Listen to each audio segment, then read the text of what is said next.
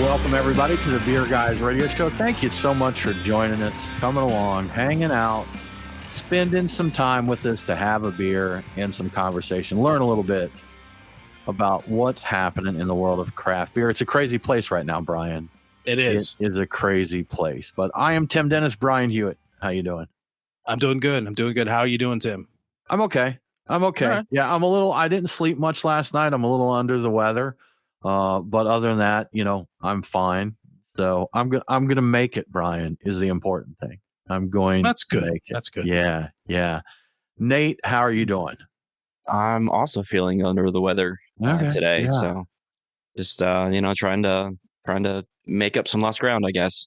Yeah, I've got everybody I talk to is sick. We've had a lot of people out of work sick. And then, in my the day hustle as a recruiter, a lot of the candidates, we've had to reschedule interviews because I've got the flu, I've got COVID, I've got bubonic plague, all of those are going around right now. Yeah.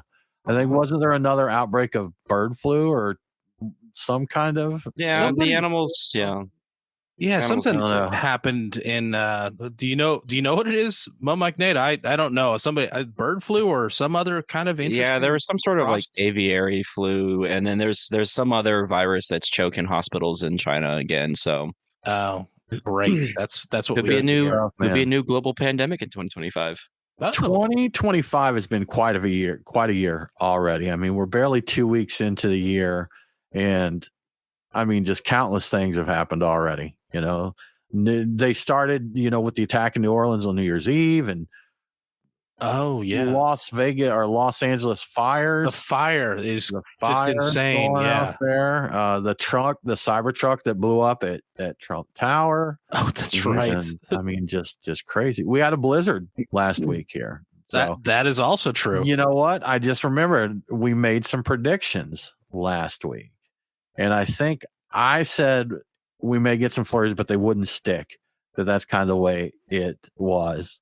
We got some. It stuck a little bit. And I think it varied a good bit. I actually think, Brian, down where you are, and I mean, we're not horribly far apart from each other. What, 25-ish miles or so? About, yeah. Somewhere in there. Along those lines. I think we maybe got 2 inches at the peak here. And I know I saw some pictures of people on the south side of Atlanta, like at the hoods of their cars and that. There was probably 3 or 4 inches in some places. And I've got a friend up in the North Georgia mountains that they said they got about 5 inches on the ground there. So, but it was gone within about a day. I think I also predicted it wouldn't really accumulate, but it would fall and there'd be dusting on like grassy areas. Yeah. And it did accumulate in the morning, and we really did see about, I want to say 2 to 3 inches of it in some areas that accumulated. The thing is it did what it always does in Georgia when it snows. It warmed up like right after the snow, and it got warmer, and all of it melted off. And I was almost disappointed, but I'm like, no, this is good. The roads were clear. There was no issues getting around. By Saturday afternoon, I didn't even think about it. It was not a big deal. It was neat to see a little bit of like white dusting in trees and whatnot, but it was about as ideal as snow could be. It just came a few weeks late. It needed to happen on Christmas. That would have been perfect. It had that actual little bit of accumulation for 3 or 4 hours. Had just been Christmas morning, it would have been perfect. That would have been amazing. So we had some ice accumulation. Like my neighbor just down the block, it snapped their tree in half and took out their privacy fence. So you actually saw that, Brian. Yeah, I did see that. Yes, that was it. That was quite something. Yeah, it looked like a pruning accident gone wrong, but no, the trunk like split in like a third or something like that. I've never seen anything like that. Is it Bradford pear, I think, is the one where they kind of grow out in a split trunk, and apparently there's a short life on those. Like they love to put them in subdivisions in new construction because they grow quick and they look pretty fast, but they don't have a long lifespan. So they're prone to splitting like that. Yeah, interesting. But that's weird. With that said, thank you. I did get a few texts. You all right over there? Yes, I was 100% fine. So thanks everybody for the concern. We greatly appreciate it, and we survived. We survived. So guys, let's talk beers of the week. Brian, what you getting into? Yeah, I started off with a pregame of Deschutes King Crispy, which is a German Pilsner. I love that beer. First time I've ever had it. That was wonderful. And I was looking at the Untappd page for it, and it was, I guess it won a Pilsner Fest in the Northwest somewhere. Okay. I guess they call it the Bitburger Challenger. I'm not sure if that was the name of the festival or the competition, but yeah, in the Portland area, Northwest there, it's great. I love it, and I picked up a 6-pack of it. I'm happy I did, and now I'm hoping I can find it again because I don't know if it's just making it over here, but I've only ever seen it in one spot. So it's up near you, Tim. So I'd have to drive back up there to get more. Liquor store up by me, huh? Yeah. Oh, great. Yeah. Are you drinking that now? I am. That's what I was going to say. We're in tune today somewhat because I also have a Deschutes King Crispy for my beer, and it's great. It's great. So yeah. Can't argue with that.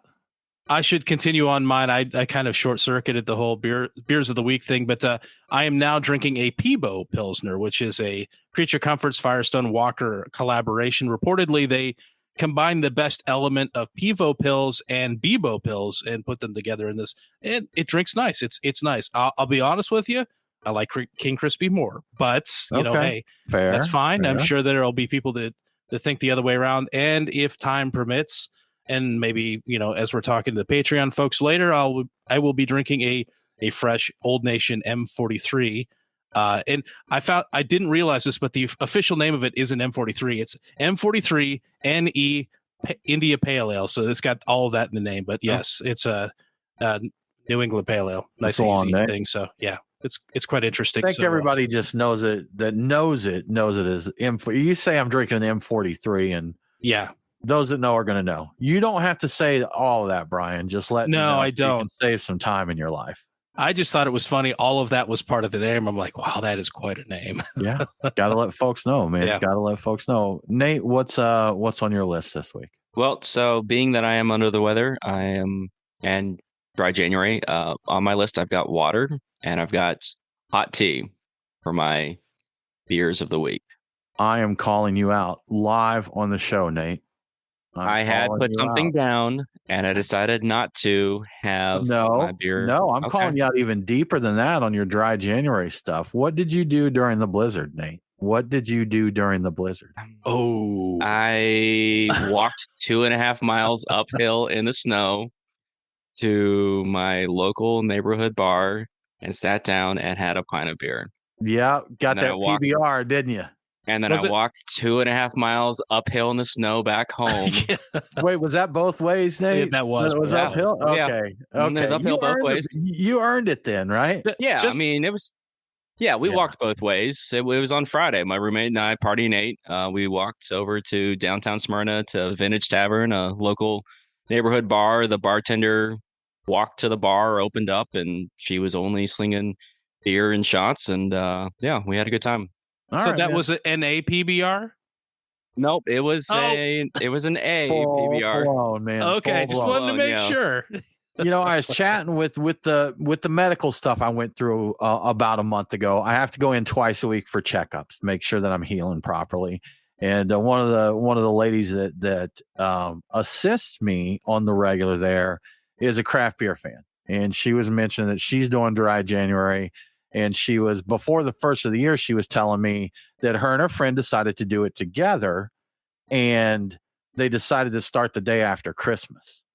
And she ended up getting stuck in an airport in Texas at Christmas and that. And she's like, why in the world did I decide to start this before the first of the year? But we got to talk, and I saw this video that went around. I think it was like one of the YouTube shorts or whatever they are. But it's people chatting about doing dry January, and they're like, well, we always do brunch on Sunday. Like, well, you gotta have a drink with brunch. And like, yeah, we'll do it the other days. They're like, well, what about Taco Tuesday? Like, well, yeah, of course on Taco Tuesday. What about Wing Wednesday? Thirsty Thursday. So by the time it was all done, it's like we won't drink between like 1 and 5 p.m. on weekdays or something like that. So that's cutting back. That's a damn. Did I mention that story last week? I'm deja vu in here, but I don't remember. I don't think so. But Anyhow, yeah. So, anyhow, guys, let's talk. Brian, you actually have something kind of fun to mention in the world of whiskeys this week. Yeah, this beer adjacent. Yeah, it's making the rounds. It's interesting. I keep seeing it pop up in the places that I go for beer news. But apparently, I don't know if you guys heard this, but American single malt whiskey is now officially a thing. It's recognized by the TTB and as a legitimate whiskey category. And I guess the point of this is, and I've never understood exactly what all this is about, but I guess this gives the this category of American whiskey better reputation globally. So I guess they can sell it as a thing. They can kind of promote it as a real thing and not just something that, a couple of people have made up. But it has some requirements, like, a lot of different categories do. It has to be mashed, to be American single malt whiskey. It's got to be mashed, distilled, and aged in the United States. So you can't get your juice from Canada like a lot of people do. It's got to be distilled entirely at one U.S. distillery. It has to be distilled to a proof of 160 or less. It has to be distilled from a fermented mash of 100% malted barley. So there's nothing else, no corn, no rye, or anything in no like wheat that up in there. Okay, no wheat either, which is a shame, but I get it's a single malt type of thing, so that makes sense. It's is stored in oak barrels, and they can be used, uncharred new barrels, or charred new barrels. So you've got some options there as to what you can put it in. But interestingly, you can only put them in barrels that are 700 liters or less. So I guess that's to keep the big guys from making one massive barrel that I would basically imparts no wood character. Yeah, that's what I was thinking. It probably has to do with how much, the barrel, how much it's impacted in the finished product there too. Yeah. Okay. Yeah, okay. That would make sense. So, and it has to be bottled at not less than 40 proof. So it's got 80 proof. So it's going to have to be at least 40%, ABV, which is. So I have a question for you, Brian. Here in the notes, I see the spelling of whiskey in American single malt whiskey. Is that correct per the article? Is that the way they spelled it? I think and that for is. Those, I'm being a little ambiguous here, but the way it's written out and the way it's in the article that we read from Craft Brewing Business, it is WHISKY, which strikes me as unusual for an American whiskey. Yeah, you know what? I didn't. That completely went over my head. I completely missed it, but that is how the article has it. And typically, single malt Scotch from from Scotland has without the E. But if Irish whiskey would have the E, and other forms of whiskey would have the E, so that is probably part of it. They now lay claim to that term as an American derivative of that. So it's interesting. And if you're into, and a lot of people that drink beer are into whiskey, and a lot of our beer winds up going into barrels. So this promotes this single malt industry, which means there'll probably be some more interesting barrels that are available to age beer in. So that's a plus there too.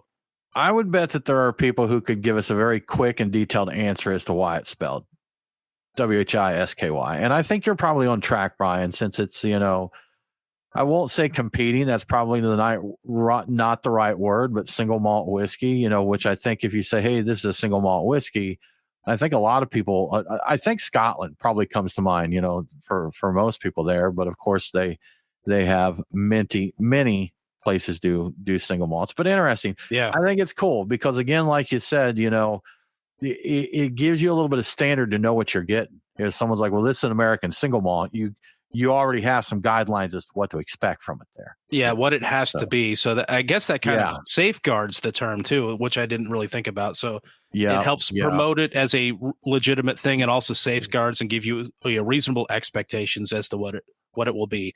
The spelling might ruffle some feathers though. Now that I realize that's a thing. So I'm guessing there's some people that'll be irritated by that. The purists. I'm not one of them. If I see something, it's American single malt. It's supposed to be really good. I'm going to drink it. So I kind of feel like the people who would care about a single malt may not be offended by it. You know what I'm saying? You feel me there, Brian? Do you feel me?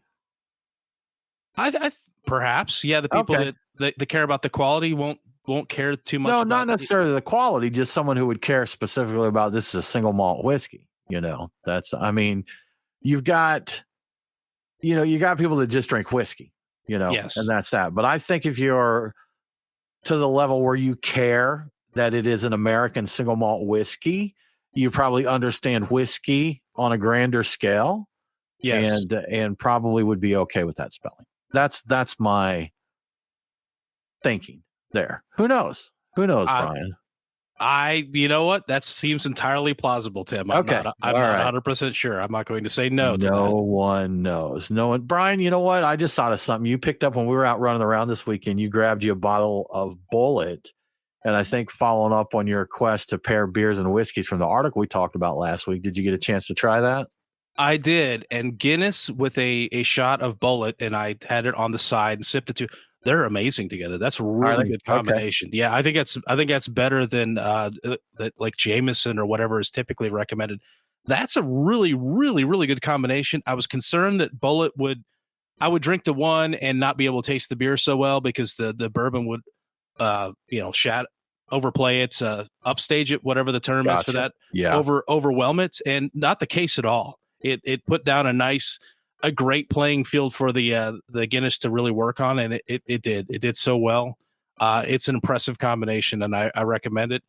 And the nice thing about doing it with Guinness, doing the Boilermakers, Guinness is not a high ABV beer, so I tried rye with an IPA, and the IPA was a little boozier. And after drinking that, I definitely felt that one hit me like pretty much hit me like a sledgehammer. I went with Rittenhouse rye and a Dogfish Head 90-minute. I thought it was a good combination, but oh my goodness, that's I'd a lot. have to try that. That doesn't sound like something I'd be too partial to. I mean, I'm not a huge IPA guy as it is, but just an IPA with a whiskey to me does not sound pleasant. They play together really nicely. But, okay. The Guinness and Bullet, I think I prefer more. I think that's the kind of drink I'm going to have again. And I recommend it. It's like I said, I think in the article, I think a sales representative for Guinness actually recommended it as being the best pairing, and I think he's right. I mean, he knows what he's talking about. So, yeah, cool. I think that's great. Right. I think people should give that a shot if they are so inclined, Tim. Good stuff, man. Good stuff. Well, Brian, we expected to see this happen. This is just the way craft beer is. We mentioned earlier all the stuff that's happened in the world, especially in America, in our backyards this year, the LA fires we talked about. Well, of course, there is a nationwide collective beer effort in support of the LA fire victims. Brian, you want to share some details with us there? Yeah, so and we knew somebody was going to do this. We just didn't know who. It turns out it's Common Space Brewery in Hawthorne, California. They're asking breweries around the country to brew a beer called We Love LA. The proceeds of this beer will be directed to a selection of nonprofits supporting the victims of the Los Angeles wildfires. To facilitate the effort, Common Space is working with Yakima Chief Hops, Roar BSG, Haas, Country Malt Group, White Labs, and Berkeley Yeast, pretty much everybody, to hook breweries up with discounted materials to make the beer. According to ProBrewer.com, there were 59 California breweries and 11 out-of-state breweries who are already participating as of January 14th. That's when I read the article. So we expect the number will grow as people become aware of the relief effort. I know we have some brewers who listen to the show, and if you'd like to participate in the charitable brew, you can sign up at the Common Space Brewery website. Go to www.commonspace.la and look for the big We Heart LA image. You can't miss it. It's front center. It's massive. It takes up most of the page. Click on it. There's a form. You fill out your information there, and they'll take it from there. I don't have any additional information beyond that. I just read the article. So yeah, I hope to see that show up. I don't think that there was a specific recipe or style or anything like that that goes along with it. Just brew a beer and let's send the proceeds off to organizations that can help people out that have been affected by the wildfires. So I support that. I'm looking forward to drinking some of those beers. I have not seen it personally, but have either of you seen it? Are there any breweries that have been damaged or destroyed in the fires out there? I haven't seen anything yet. I haven't seen anything mentioned yet. No. So, I mean, we want everybody to be safe, but craft beer is having a hard enough go as it is. So, hopefully everybody makes it out okay over there. I don't know what the exact situation is as of what us talking right now, but I don't think it's 100% contained or controlled at this point. So Yeah. I don't think people even realize what's there and what's not, because I guess in some cases this fire is unpredictable, obviously, but in some cases it skips some things and burns other stuff completely out. It is crazy. Doesn't seem to be a lot of rhyme or reason to it. And I guess it has a lot to do with these winds that come up. Yeah. And I'm no meteorologist, but it's impossible to predict exactly what's going to happen. I think the area it's burning is a pretty high property value area, a lot of it. And so I'm thinking breweries may not set up there just because it would be extremely expensive to set up there. Be there. Yeah. But who knows? This is California. I don't know how all that works. So the fewer people get hurt, the better. Altadena is the area that I've heard the most about. I think Malibu got hit, and both of those, fairly high value areas. So Palisades, and I don't know the areas. I've actually been to Malibu before, and it was a nice place and all that. I don't know the geography very well at all. All I know is I spent a lot of time in traffic. So yeah. That sounds like LA. I believe your story now, Brian. Yeah, exactly. I can start talking about the 101, and then people think I was from California. What are you doing? What are you doing? Californians. So, Brian, some positive beer news. We need it every bit we can get, but 2025 off to at least a little bit of positive news that beer was up double digits over the holidays. Yeah, New Year's is a good time for beer.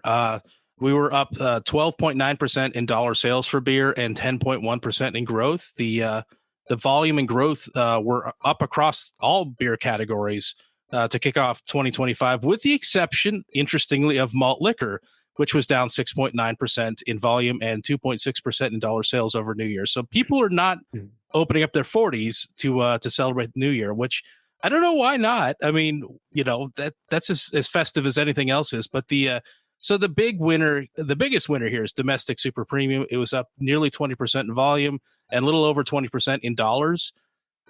Imports are up like 18%, nearly 20% in dollars. Craft beer was up 8.7% in volume, 11% ish in dollars. Flavored malt beverages minus seltzer were up big, 15.5% in volume and 16.9% in dollars. And I didn't realize this, but hard cider was up big too, 16.4% in volume and 18.3% in dollars. So hard cider was up more than craft beer was over New Year's. So interesting. I guess people are toasting the New Year's. I wonder if. So here's the thing: they do sparkling grape juice, but they also do a sparkling cider. And I wonder, and I don't know if that could have skewed it any, but maybe the non-imbibers were getting them a nice sparkling cider to crack in the new year there. Maybe there's a little surge there. So, I could see I could see that too, but I'd be hard pressed to think that it was substantial enough to affect, the percentage there. But who knows, man? I'm not sure about it. I'm not sure if I've checked these numbers in previous New Year's, numbers to see what it's like. So maybe there's always been a big spike in cider. I have heard that cider has been doing not too badly in the recent studies and measurements, but But anyway, unfortunately, these numbers will come back down because the first quarter is historically a weaker and slower time for all beer category sales.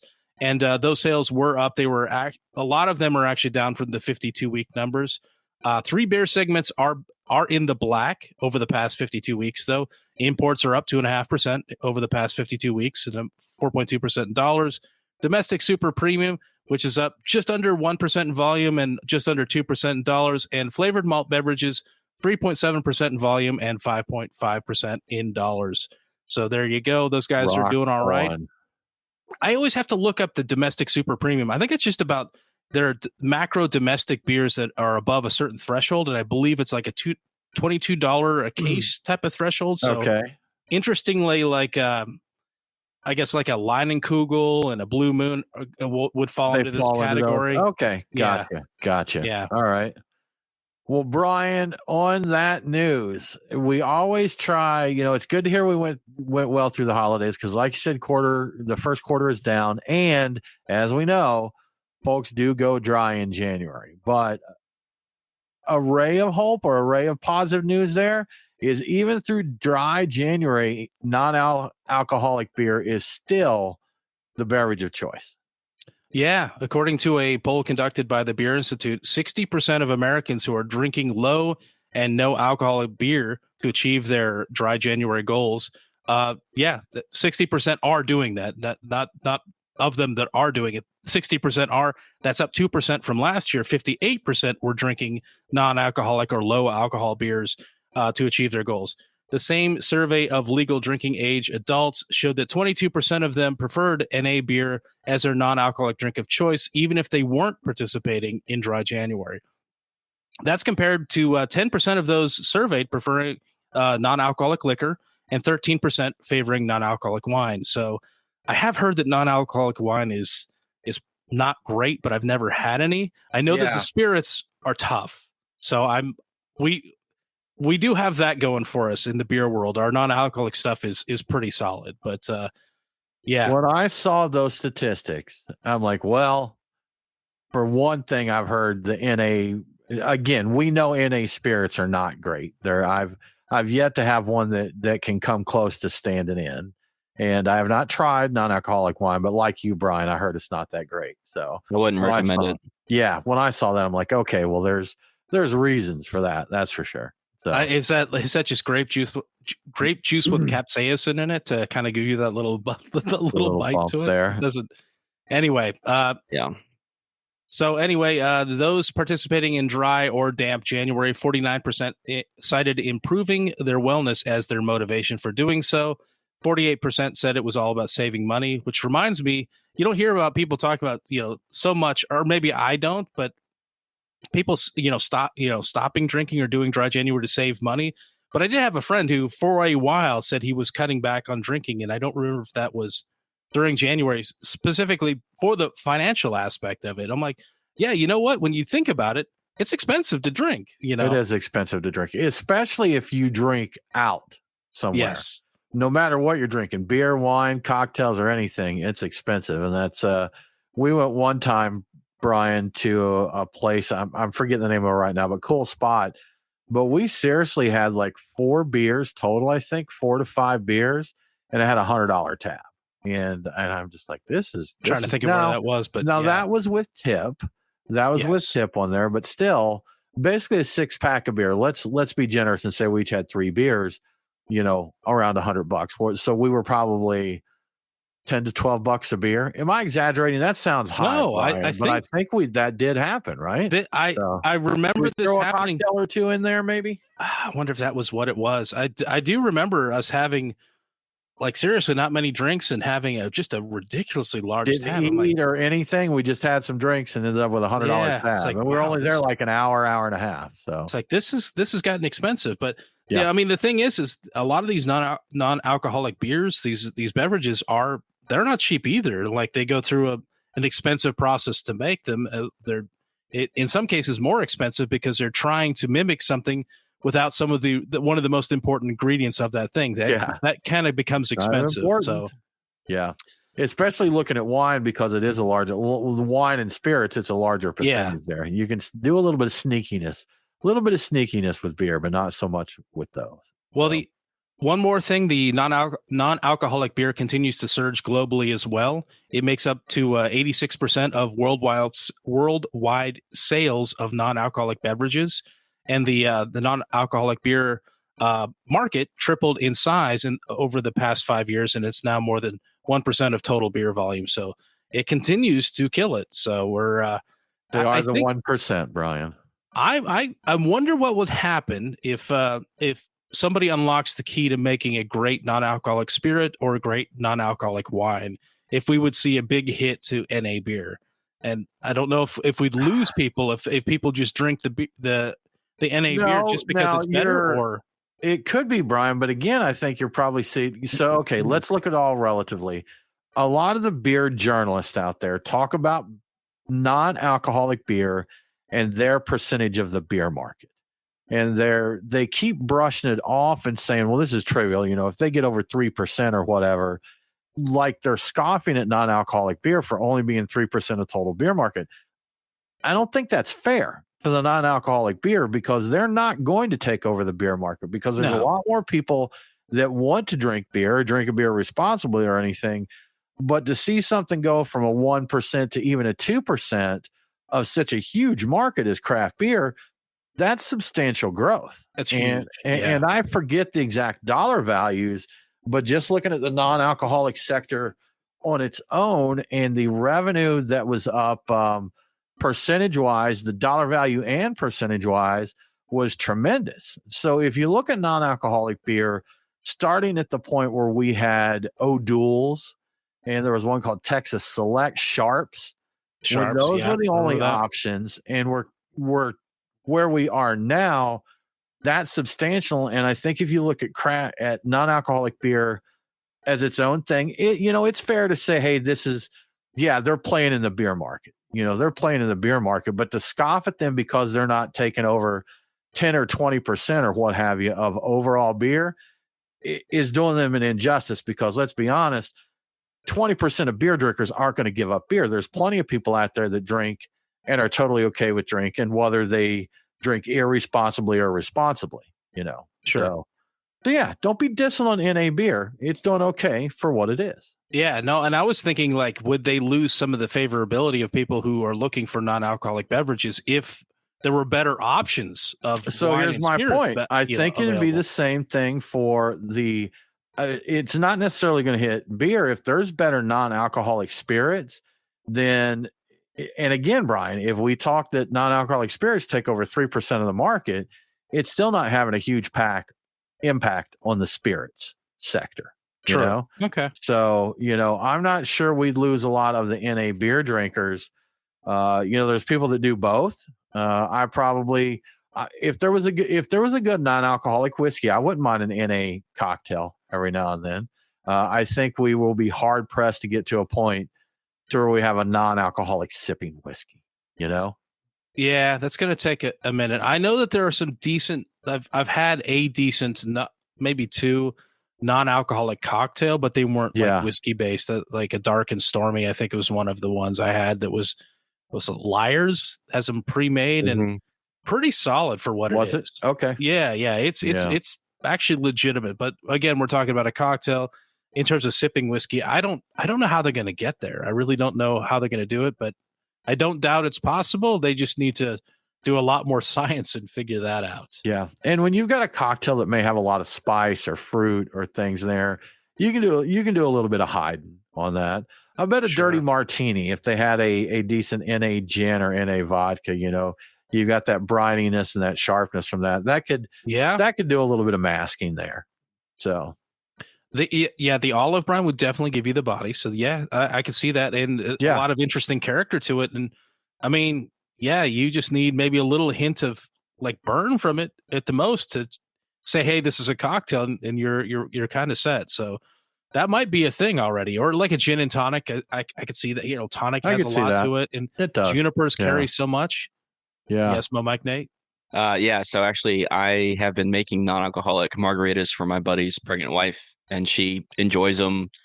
They're not the same as a full margarita, but Liars is my go-to brand. They do some prepackaged cocktails in cans, but they also have full 700 ml bottles of imitation spirits. Actually, tonight I'm going to be ramping up a batch of NA clarified pina colada cocktail. So that'll be in a you drink the nerdiest stuff, Nate. Oh, clarified. It's a non-alcoholic clarified pina colada. Lactose free too, so I use coconut cream instead of milk for the clarification. Oh, process. That's really clever. So the clarified would give it all of the body from the the milk or the cream or whatever without any of the colors. So you do that with a little hint of spice, a little hint of heat, and you might almost have something there. That's a really interesting thing. Yeah, that might be a thing. Interesting stuff, man. Interesting stuff. Brian, before we move on to our next story, how about we give a shout out to our sponsor? Yeah. So, okay, we survived our dusting of snow, the snowpocalypse, but the bitterly cold weather seems to be hanging out for a while.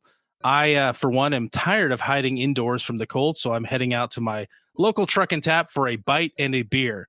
What beer will I get? Well, I'm glad you asked. Here are my truck and tap beer picks for the week. At Truck and Tap Woodstock, I'm going with New Realms Oaxaca Chaca. It's a Mexican pastry stout made with vanilla, cinnamon, chili peppers, and locally roasted cocoa nibs. I'm sure I've recommended this a few times before and maybe even recently, and that's because we are big fans of this beer. We were talking about it this weekend, in fact, and it's perfect weather for it. At the Duluth location, I'm getting Pipeworks Delightful Dortmunder, because who can say no to a Dortmunder that's delightful? I sure can't. The folks at Truck and Tap say it's clean and bright. It's a lager that's slightly malt forward, and you should think of it as a winter pilsner. So I'm in. I'm going to do that. At Truck and Tap Alpharetta, my pick is 3 Tavern Stairway to 11 IPA. It's a hazy New Zealand IPA collaboration with 8 Wired Brewing that was brewed for 3 Taverns anniversary. That means Rawaka, Pacific Sunrise, and Citra hops will be delighting your senses with this beer. And finally, at the Lawrenceville location, I'm going with Dr. Juice IPA from Parrish, because it's a crushable New England IPA that's just what the doctor ordered. Notes of passion fruit, papaya, and blood orange have me feeling warm just thinking about them, and I assume that is a sign of good health. So I'm already benefiting from this beer. But check out truckandtap.com when you have a chance to see what you could be drinking and eating if you just brave the cold weather. And don't worry, not only do they have beer and food, they also have heaters. You'll be super comfortable at Truck and Tap. No frostbite, I guarantee it. And thank you to Truck and Tap for your warm support. Thanks, Truck and Tap. You guys are great. Yes. Well, Brian, on to more not so great news. We've talked about Tilray a lot. They've been active. We'll just use the word active with all these breweries there, but they are just absolutely wiping out a lot of their SKUs, as they say, and it's going to impact like over 300 alcohol beverages, correct? Yeah. So Tilray recently released their quarterly earnings results, and those results mentioned that they had begun eliminating their alcoholic beverages from their portfolio. They plan to cut even more beverages in the future, and in all, it will likely end up to being more than 300 products, or everybody likes to say SKU for some reason, but I'm going to go with drinks or products. I prefer that. That sounds like something a human being would enjoy. If it sounds like an insanely large number, it kind of is. But you have to keep in mind that Tilray owns 20 brands spanning beer, spirits, and other, non-alcoholic adult beverages as well. Basically, Tilray is working with their distributors to identify and eliminate slow-moving products and anything that seems quote-unquote duplicative. For example, if Tilray is selling 2 different IPAs from 2 different brands in your market and one of them isn't selling as fast or as well as the other, there's a good chance the slow one will get the axe. The results of their work so far has led to an $8 million net sales loss in the latest quarter, $6 million from product cuts, and $2 million from deprioritization, if I can say that right, of other products.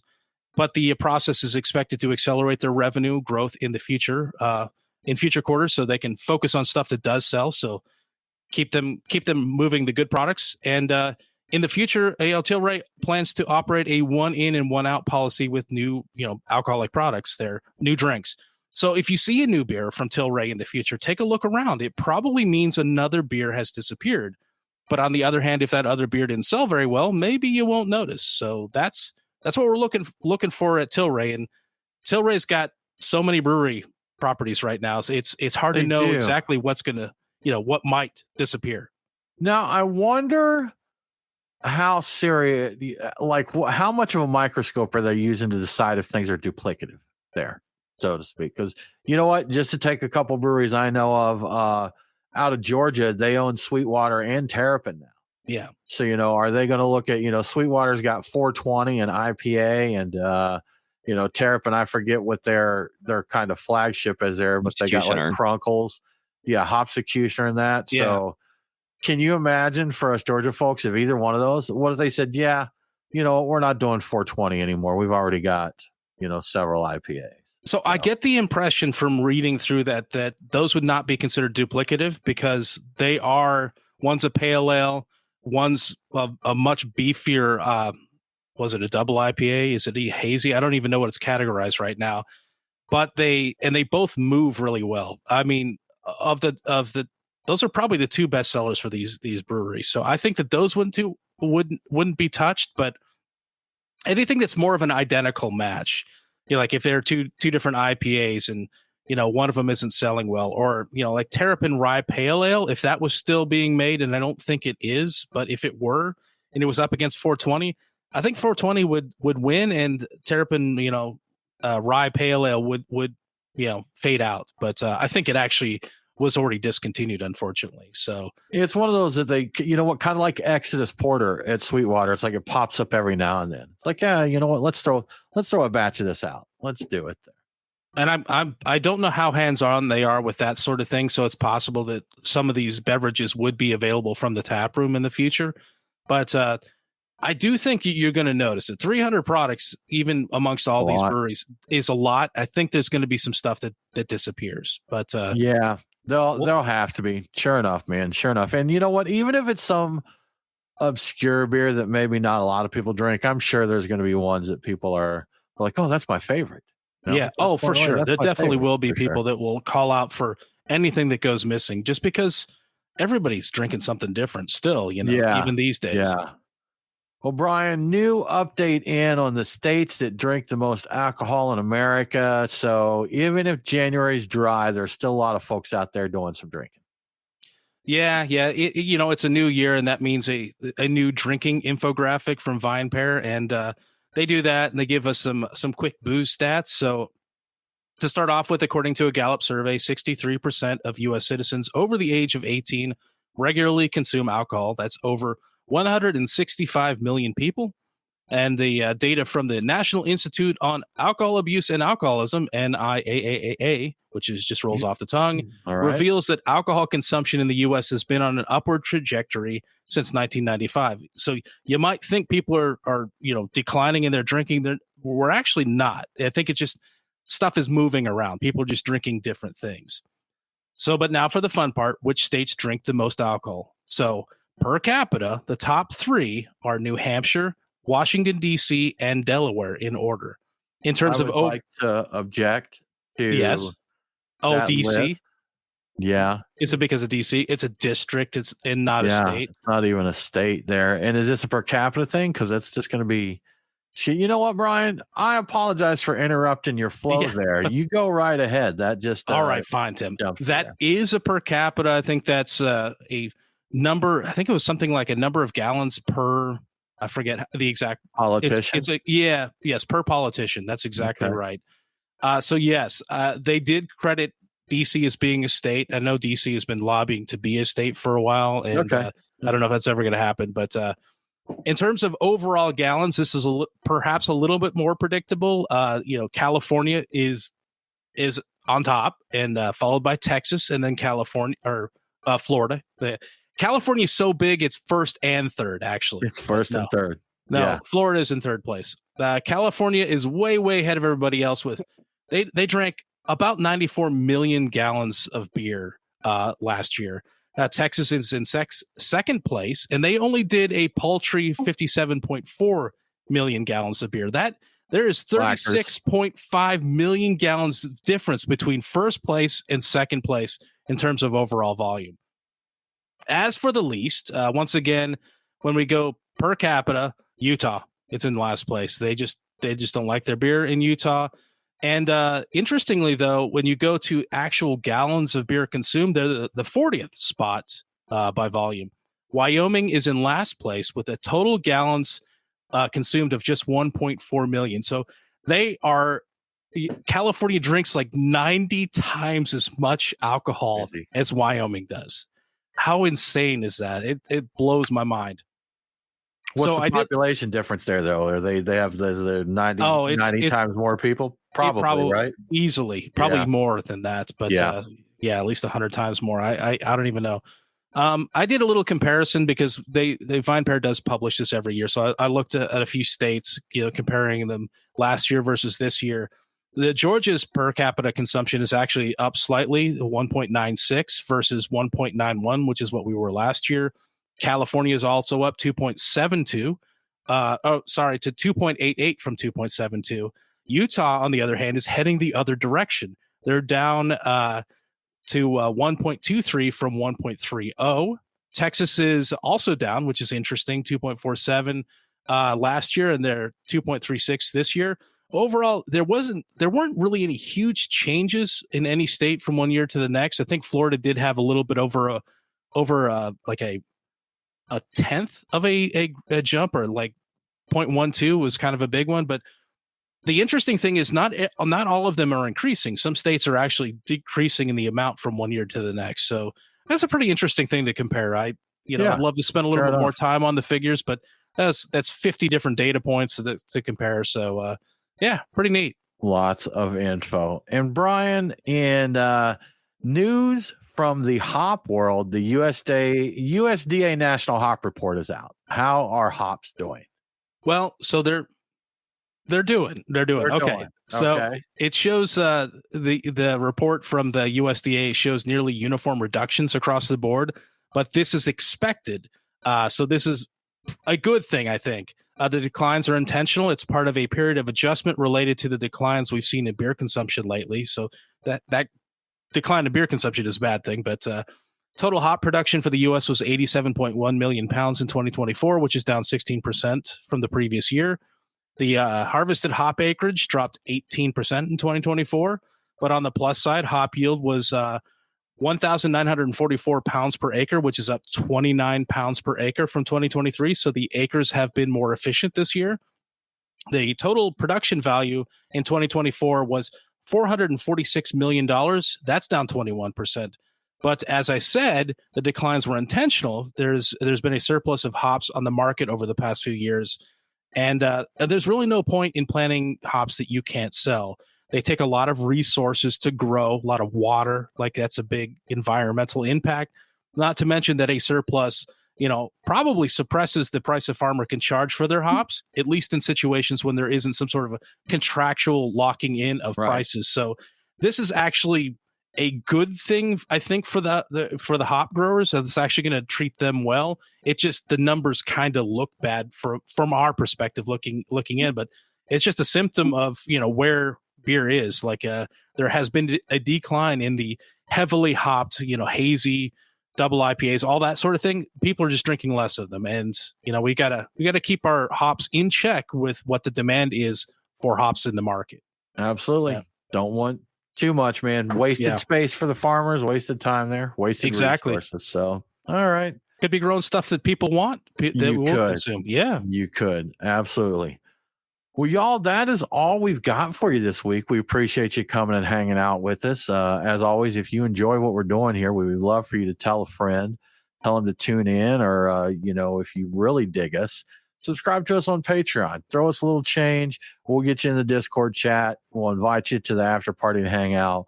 We'll talk about things like cheeseburgers and onion rings and beer and pocket knives and all that in the Discord chat. It's just really a good time. But with that said, y'all, we hope you all have a really, really good week. And don't forget to drink local. Cheers.